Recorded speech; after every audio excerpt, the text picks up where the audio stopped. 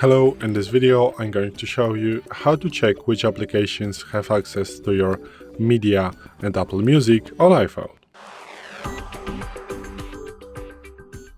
So today in front of me is the iPhone 12 with the iOS 17.4, but it really doesn't matter which iPhone you have or which version of the iOS you have, it is all going to work the same on every iPhone. So what you want to do is to open settings, then you want to swipe down a little bit and go to the privacy and security.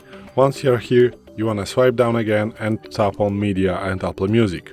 And here are going to be listed apps that have ever requested access to media and Apple Music. And as you can see, you have this little switch on off next to the application. So when it's green, it means that this specific application have access to your media and Apple Music. If it's off, it means that it doesn't have the access to your media and Apple Music. So you can manage this up to your needs. So this is it. Thanks for watching. I hope this video helped you. If it did, please leave a like and consider to subscribe to our channel. Bye.